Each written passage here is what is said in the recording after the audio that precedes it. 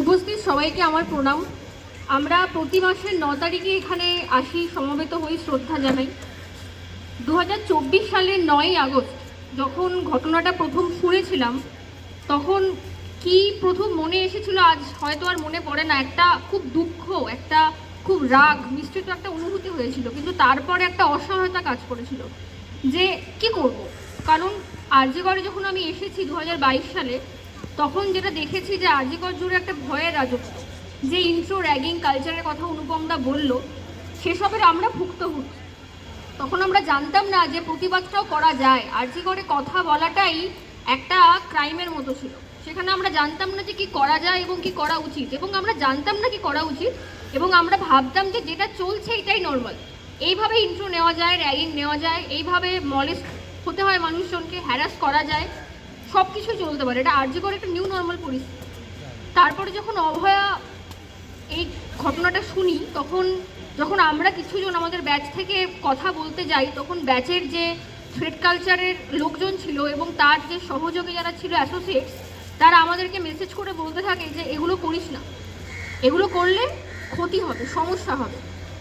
তখন আমার যেটা মনে এসেছিল, আমি বাড়িতে ছিলাম পরীক্ষার পরে, যে একবার কলেজে গিয়ে দেখি না যে এত বড় অন্যায়টা যে হয়েছে সেখানে বলার আদৌ মানুষ আছে কি না, আমরা গিয়ে দেখি না। কারণ আমরা যখন ডাক্তারি পড়তে আসি, তখন আমরা বলতে গেলে একটা আইসোলেটেড ওয়ার্ল্ডের মধ্যে থাকি।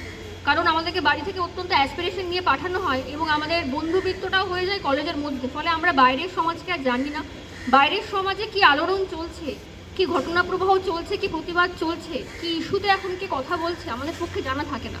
ফলে আমরা নিজেদেরকে অত্যন্ত একা মনে করি। কিন্তু আরজিকরে এসে দেখলাম যে বিপুল সংখ্যক মানুষ এই ইমার্জেন্সির যে গেট আমাদের, সেখানে এই মঞ্চে বসে স্লোগান দিচ্ছেন। সেদিন জানলাম যে সত্যি আরজিকরের যে অ্যাডমিনিস্ট্রেশন, যে দুর্নীতি, তার বিরুদ্ধেও বলা যায় এবং এভাবেই বলতে হয়।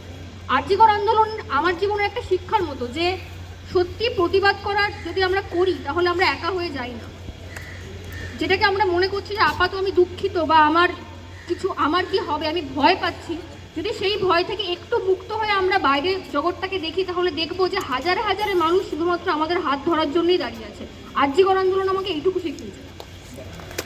এবং তারপরে যে স্টুডেন্টস বডির ইতিহাস, স্টুডেন্টস বডি যখন তৈরি হয়, তখন আমরা বলেছিলাম যে রাজনৈতিক মতাদর্শ কলেজে যার যা ইচ্ছা হতে পারে, সেটা বাইরের ব্যাপার, কিন্তু যদি কলেজের মধ্যে যদি আমরা মনে করি যে আমরা একটা মানুষ হিসেবে, একটা গণতন্ত্রের প্রহরী হিসেবে নিজের ফ্রি স্পিচ আমরা এখানে বজায় রাখবো, কালচারাল অ্যাক্টিভিটি করবো, এবং কলেজ যে কারণে কলেজকে কলেজের মতো রাখবো, এর জন্য একটা প্ল্যাটফর্ম আমাদের দরকার। সেই প্ল্যাটফর্ম আমরা তৈরি করেছিলাম স্টুডেন্টস বডি, যা বহু ঘাত প্রতিঘাতের মধ্যে দিয়ে এগিয়েছে।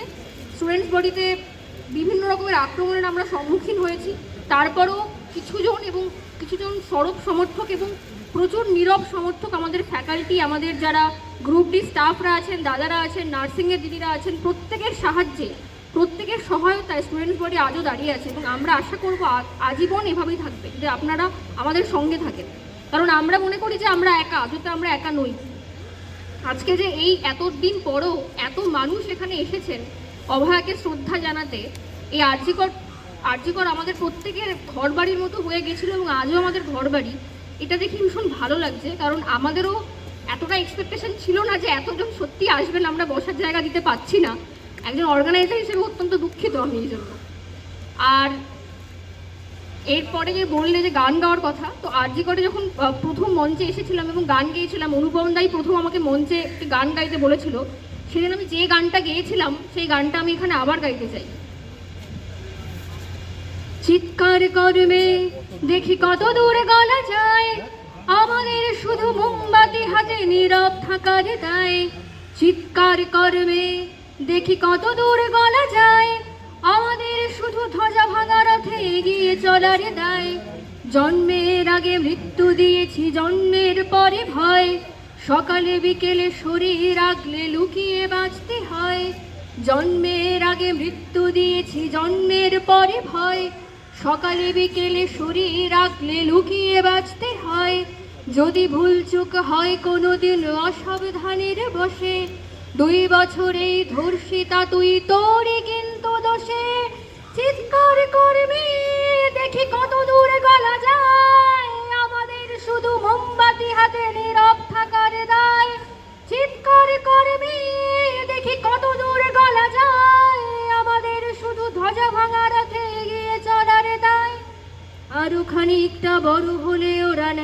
করবে তোকে, হোর্ডিং জুড়ে তোর খোলা পিঠ সবকে গিলবে লোকে, নিলাম হবে আরো আছে তোর যা কিছু ব্যক্তিগত, আমরা শুধু খানিক লোলুপ খানিকটা বিব্রত, চিৎকার করবে দেখি কত দূরে গলা যায়, আমাদের শুধু মোমবাতি হাতে নীরব থাকার দায়, চিৎকার করবে দেখি কত দূরে গলা যায়, আমাদের শুধু ধ্বজা ভাঙা রথে এগিয়ে চলার দায়, সম্ভব হলে সূর্যের আলো মাখিস না চোখে মুখে, যদিও মাখিস মাখ চুপি চুপি পাছে দেখে ফেলে লোকে, সম্ভব হলে সূর্যের আলো মাখিস না চোখে মুখে, যদিও মাখিস চুপি চুপি মাখ পাছে খেয়ে ফেলে তোকে, এরপর খোলা রাস্তায় ওরা খেয়ে ফেলে গেলে তোকে, এরপর খোলা রাস্তায় ওরা খেয়ে ফেলে গেলে তোকে,